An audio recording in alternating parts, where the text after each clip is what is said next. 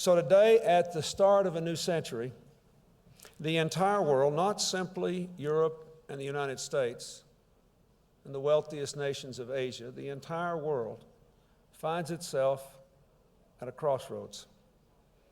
Globalization is revolutionizing the way we work, the way we live, and perhaps most important, the way we relate to each other across national boundaries. It is tearing down barriers and building up networks between nations and individuals, between economies and cultures. The obvious consequence is that we are growing ever more interdependent, driven to be part of every vital network, understanding we cannot build our own future without helping others to build theirs. Today, we know that because of scientific and technological advance, we can change the equation between energy use and economic growth. We can shatter the limits that time and space pose to doing business and getting an education. But the openness and mobility, the flexible networking, and sophisticated communications technologies that have made globalization what it is, so totally consuming. All these factors have also made us more vulnerable to some of our oldest problems. Terrorism, narco-traffickers, and organized criminals, they can use all this new technology too and take advantage of the openness of societies and borders. They present all of us with new security challenges in the new century. The spread of disease, ethnic, racial, tribal, religious conflicts rooted in the fear of others who are different, they seem to find ways to spread in this globalized era.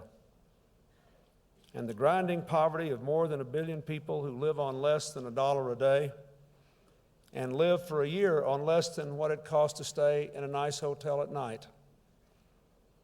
They too are part of the globalized world. A few of us live on the cutting edge of the new economy. Too many of us live on the bare edge of survival without the means to move up.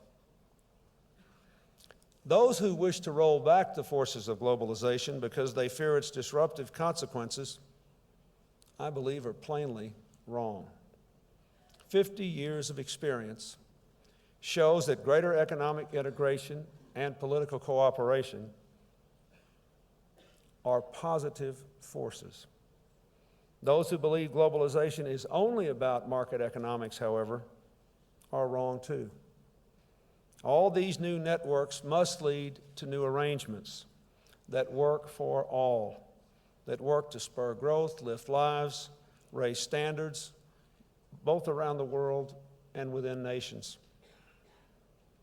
Now, leaders from business, government, and civil society, therefore, must come together to build a future that can unite, not divide us. We must recognize first that globalization has made us all more free and more interdependent. Those of us who are more fortunate must be more responsible and work harder to be good neighbors and good partners. The United States has a special responsibility in that regard because we have been so fortunate in our history and so very fortunate over the last decade. I came here today in the hope that by working together we can actually find a way to create the conditions and provide the tools to give people on every continent the ability to solve their own problems, and in so doing, to strengthen their own lives and our global economy in the new century. I would like to make just a few points. First, I think we have got to reaffirm unambiguously that open markets and rules-based trade are the best engine we know of to lift living standards, reduce environmental destruction, and build shared prosperity. This is true whether you're in Detroit, Davos, Dhaka, or Dakar. Worldwide, open markets do create jobs, They do raise incomes. They do spark innovation and spread new technology. They do. Coupled with the explosion of international communication through the internet, which is the fastest growing network in history. For example, when I became president 7 years ago, there were only 50 pages on the World Wide Web. Today, there are over 50 million in 7 years. Trade broadens the frontiers of possibility for all of those who have access to its benefits and the tools to claim them.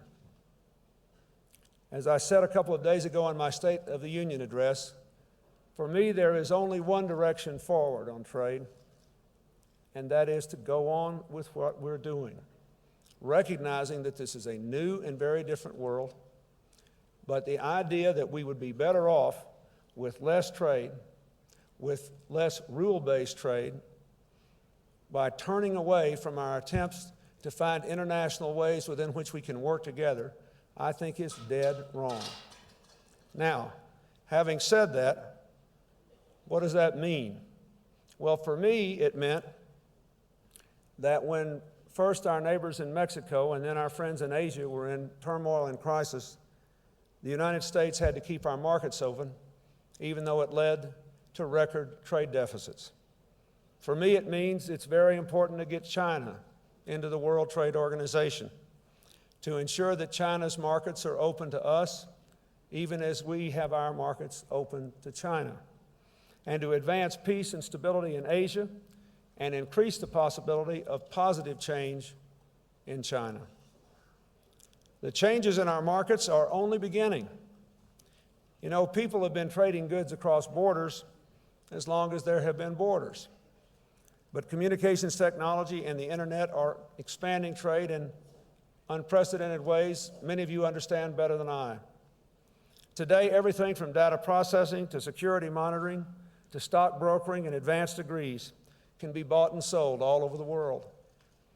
E-commerce creates enormous potential for growth anywhere, and it will continue to do so if we can resist the temptation to put up barriers to this important part of our new economy.